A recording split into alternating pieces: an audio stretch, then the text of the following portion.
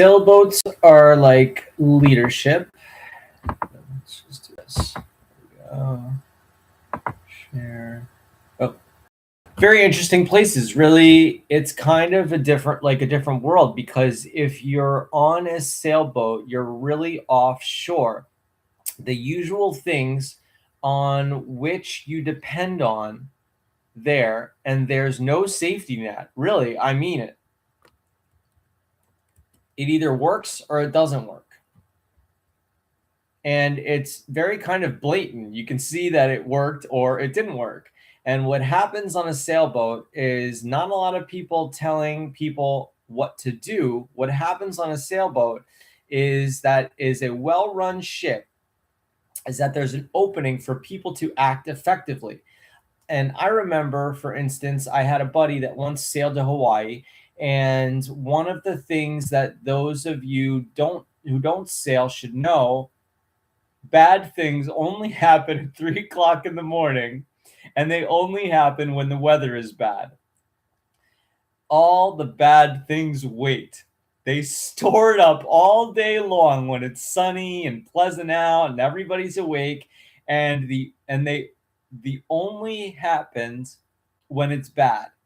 And what happened was that the one of the lines that it was held the sail up, shaped through, and never mind all the technical noise. Everybody had to get out of their bunks and scramble on the deck, and the boat was pitching, and it was pitch black, and the wind was blowing, and there's only a good thing. Nobody needed a lot of orders.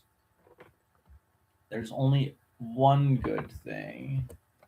No one needed a lot of orders, because they wouldn't have been able to hear the orders anyhow over the noise of the wind. But it always has struck me very deeply how people could work together without a lot of instruction, without being told what to do, and that they could work together so cooperatively, and always said, why should that be limited to a sailboat? Why can't we get that on shore? The material for this audio tape was recorded at 4 consecutive sessions of a live nationally broadcast seminar series offered by Landmark Worldwide in this Shiites and conducted by Warner. On the tape, you will hear Landmark Worldwide working with different men and women as they carve out the distinctions of leadership that will be useful to them in accomplishing their own goals and commitments. Now we're going to do 4 sessions on leadership. And there's a lot to work on, a lot of work to do. However, the very first thing that I want us to engage in, the first thing I want to inquire into is the issue of leadership itself. And I want to give you a kind of story that I'll have 2 or 3 players in the story, 2 or 3 characters in the story. And I'd like you to look at leadership from each of the characters' perspective. So this is a story about tennis. My new concern, and you see, and in my study of coaching, I've had to pick a subject about which to be coached.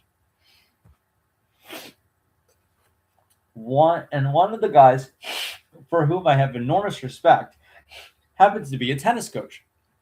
So consequently, I'm studying tennis, but not really. I'm actually studying coaching with a tennis coach. So we play tennis, and in tennis, there's a court, and there's 2 or 4 people, and in the court, and a net, and lines, and a ball, and a racket. And what we ordinarily don't notice, but which is present in every game of tennis, is there are stands where people sitting in the stands.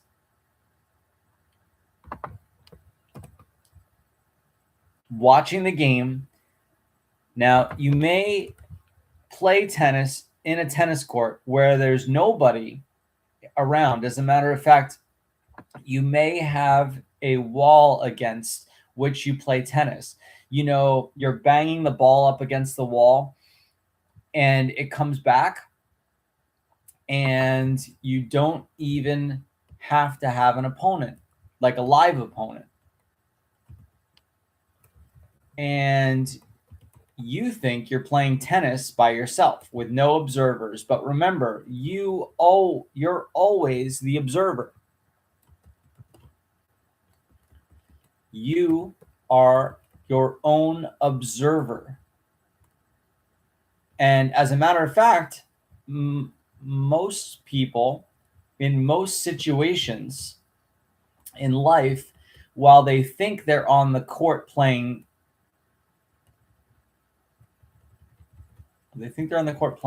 are really in the stands observing, and they live as the observer. So I want to establish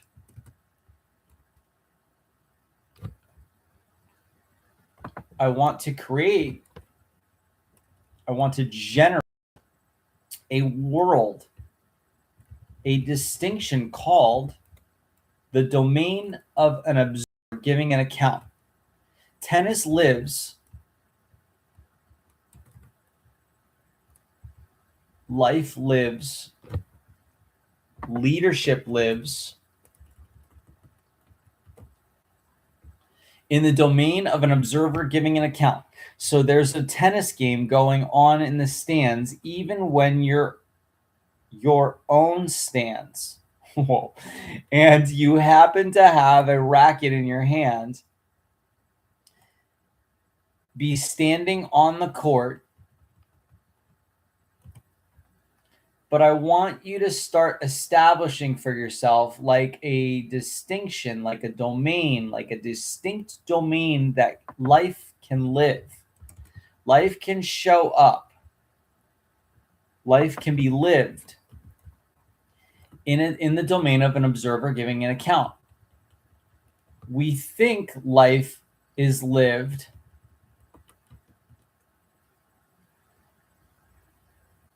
in the action, and that there's commentary that goes along with the action.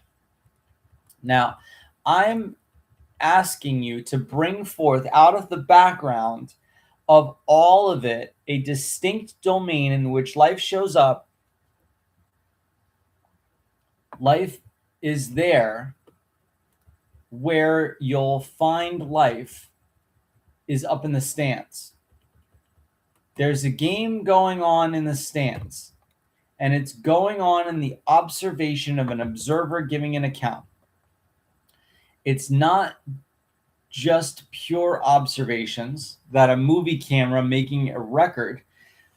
It's a movie camera making a record with a commentary and significances and meaning and assessments and judgments and values and all that stuff. So we've got this domain of distinction in which leadership can show up and lack one domain of distinction is the domain of an observer giving an account. Now, I want to bring forth from this background another domain of distinction. And the other domain of distinction is the domain called presence. Tennis as a presence.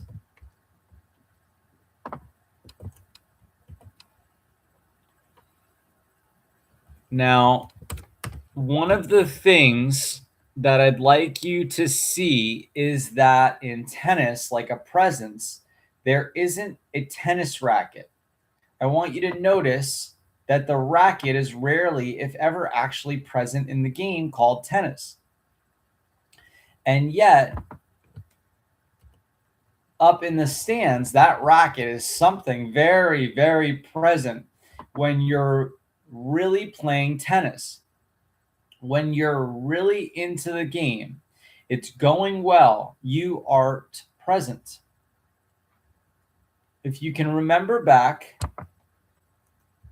to some activity in which you were thoroughly engaged and totally engaged and something really happening, you'll notice that you are not there like an identity. There's no George down there on the court for you, but remember up.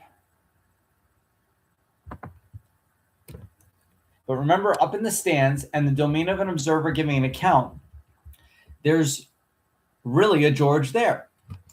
So there's a distinction between showing up of leadership, like a presence, and the showing up of leadership in the domain of an observer giving an account for the most part. It's true that you and I live in the domain of an observer giving an account. Now, I told two lies, which I want to clear up. They're technical lies, and therefore important later. And that's why I want to clean them up now. Number one, for a great tennis player, the racket is actually present, but in a way that's unused from our ordinary everyday perspective. It's present as transparent. So present as transparent. So present as transparent is different than not present. Something can be present as transparent. So I just happened to look down at Charlie, and I was thinking back to when I was racing. When I first began to race the car, was very there, shift, the shift lever,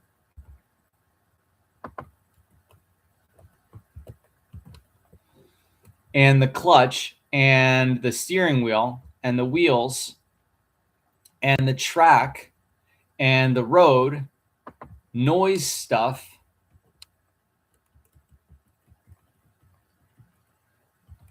got to be very, very, like up in my face present.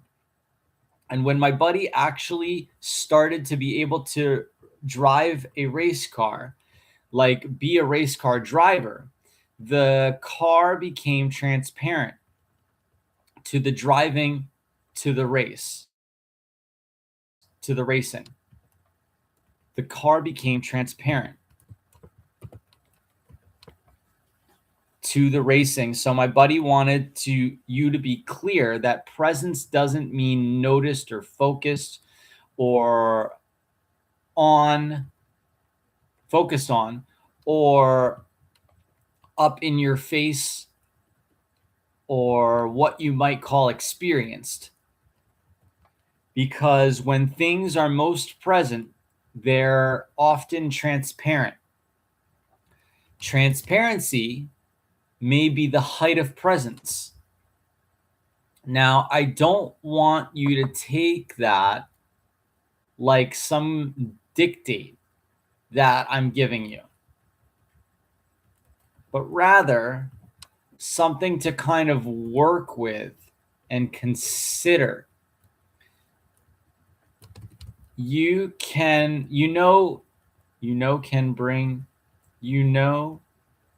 you bring the tools? You can bring the tools of living up to the level of transparency, and it is possible that something is most powerfully present when it's transparent. And it's not like being there, which we often say that's powerful, but being transparently maybe. See, I say it like an assertion to begin with, But really, I don't really want to give it to us in a stir.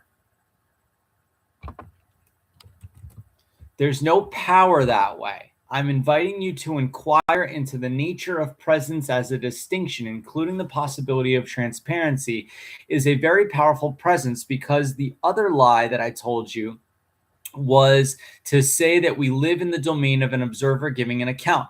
That's true. That's not true. We actually live in a domain of a collapsed distinction, in which the distinction of an observer giving an account isn't distinguished. So while I gave us credit for too much, we're really not that far along. We don't even live in a domain of an observer giving an account. That wouldn't be so bad. We live in these collapsed distinctions in which nothing is distinct. But for the moment, it's useful to say that for the most part, particularly with the issue of leadership, we live in the domain of an observer giving account. The thing I want you to now to start to inquire, the thing I want you now to start to inquire into, to engage with, is that leadership as a phenomenon in the domain of an observer giving an account is entirely distinct phenomenon from leadership as a presence.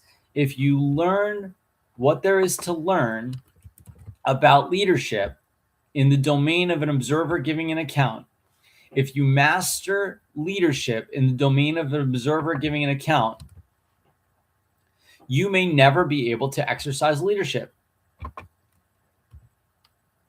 Because leadership exercise lives in the domain of presence. It lives in action. It lives as a present. I love that present and present are the same word. It doesn't live in the domain of an observer giving an account. I dare say that almost everything you know about leadership is known in the domain of an observer giving an account. Like maybe the present is being present. If you read most books on leadership, they absolutely do not address leadership as a presence. Now, I want to start teasing that out for you. So first off, I want you to kind of remember a time when you've been in the presence of leadership, either your own or someone else's, but you've been in the presence of leadership. And I want to ask you, if you did an investigation, could you find leadership any place? When you're being a leader, is leadership any place? Like a presence? Yeah, in the conversation, the people that are watching you, observing, giving an account.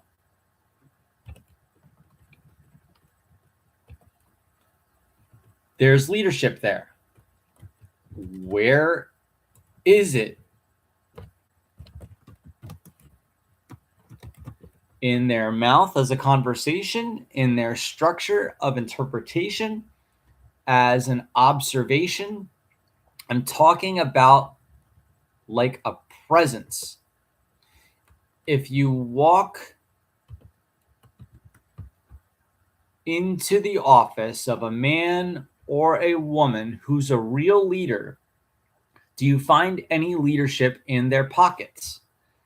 You finding leadership in their pocketbook, in the drawers of their desk, in the waste paper basket, under the rug, hiding in the corner. Can you find leadership any place? The answer is no. As a phenomenon, there is no such thing as leadership as a presence. And that's the first shocking realization that you must come to in order to conduct an authentic, empowering inquiry into the possibility of leadership. It's kind of like there's no such thing as leadership. In order to inquire into leadership in a way, just check to make sure.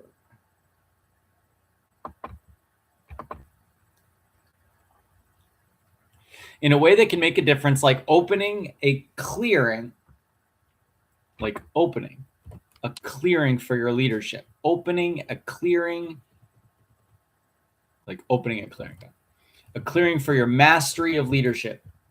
The first thing you've got to know is that there's no such thing. You never find leadership. If you think about it, try to remember Night Like a Story.